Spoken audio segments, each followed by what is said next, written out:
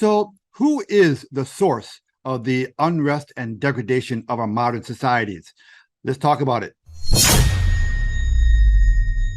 Okay, so this is a topic that we have talked about quite a bit on this channel, but there was an article out of Zero Hedge that did a pretty good job of kind of summarizing the source of the degradation and the chaos that's going on in modern societies. Let's take a look at that article, then we'll talk about it a little bit on the back end. So this is an article out of Zero Hedge titled Our Revolting Elites. The revolt of the elites has reversed the source of social disorder from the masses to the elites. So what he's saying there in that sentence is that the chaos in our societies are not coming from the lower classes, which is historically the case. Now it's coming from the elites. The elites are revolting against the masses, and we're paying the price. Prescient social critic Christopher Lasch's 1996 book, The Revolt of the Elites and the Betrayal of Democracy, laid out a blueprint of social decay that continues to inform our descent into social disorder. Lasch excoriated our revolting elites for abandoning the foundations of social stability,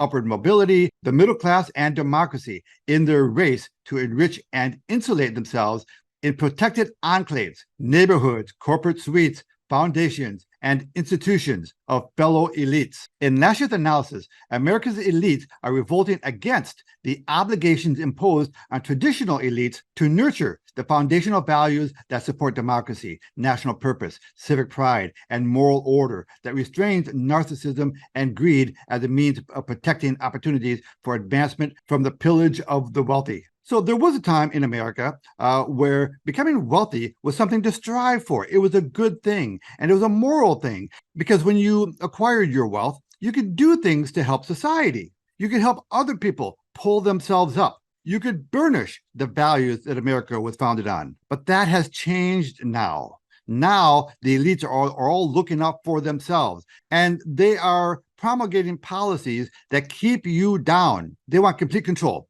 both financially and societally. Let's go back. Lasch identified the ways in which globalization fosters elite pathologies. In his view, America's technocratic elites are a new class of symbolic analysts whose financial means rest not so much on the ownership of property as on the manipulation of information and professional expertise. Does this sound familiar? Serving transnational corporations, foundations, and agencies, they have more in common with their counterparts in Brussels or Hong Kong than with the masses of Americans not yet plugged into the network of global communication. America's elite defines itself as the hardworking winners of a Darwinian global meritocracy, an atomized world ruled by the triumph of the individual.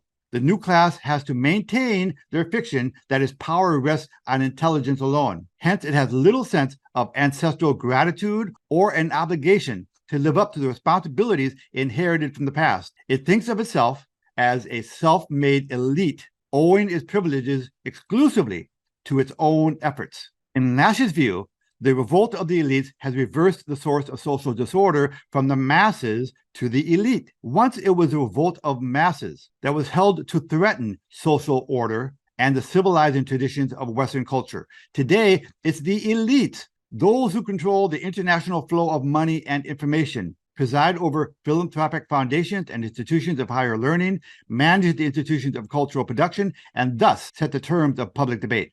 They have lost faith in the values that underpin a fair and vibrant social economic order. And I agree with this analysis. Okay, the disorder, disruption, and chaos in our society are coming down from the elite class. These are those people in those enclaves in Brussels and in Davos that are putting forth policies that keep you poor. Look at the resources that we are wasting, that we're squandering on bogus global initiatives like this climate business. I've got to be careful which words I use, right? Otherwise I can get censored. And ESG scores and 15-minute cities and digital passports and that poison that they want you to put in your arm. And there's going to be another round of that too, by the way. I promise you, there is going to be another worldwide event where we're going to put more poison in our bodies. Well, I'm not going to, but they're going to do everything they can to coerce you into doing it. And this whole business about degrading our societies, this whole business about how there's more than two genders.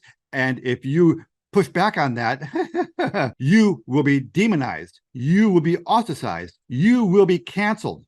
And in the end, All of this stuff is to keep you in your place. For one thing, they want you financially poor. They want you dependent on them. So there is a new report out that says that 99% of U.S. counties are unaffordable in terms of housing. 99% of this country cannot afford to buy a house right now. Homeowners are trapped as housing prices and rental markets surge. Interest rates in less than a year has gone from below 3% to 8% today. That's an enormous increase. So if you have a house with a mortgage that's under 3%, you are in a really nice position, okay?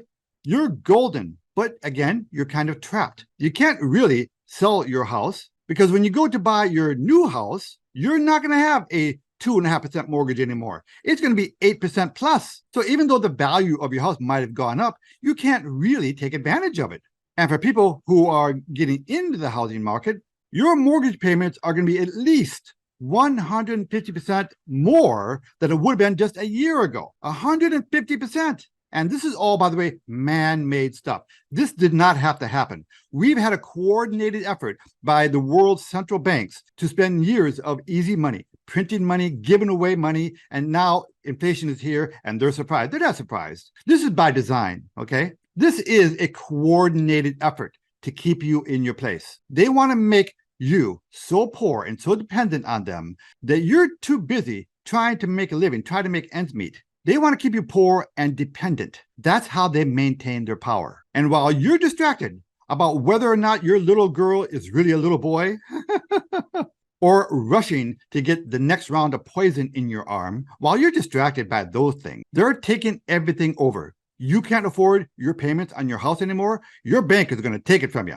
And eventually, according to them, you will own nothing and you will like it. This whole business about how these electric cars are good for the environment, first of all, no, they're not. That's one big lie. They do more damage to the environment than any other vehicle on the road. But they want you driving their cars with their tracking chips, with their kill switches. They want you living in their confined 15-minute cities so they can keep track of you and they can control what you spend your money on. So the elites are the cause of the social moral decay in our societies, the chaos of open borders, the increase of actual citizens who are homeless and now living on the streets of our country.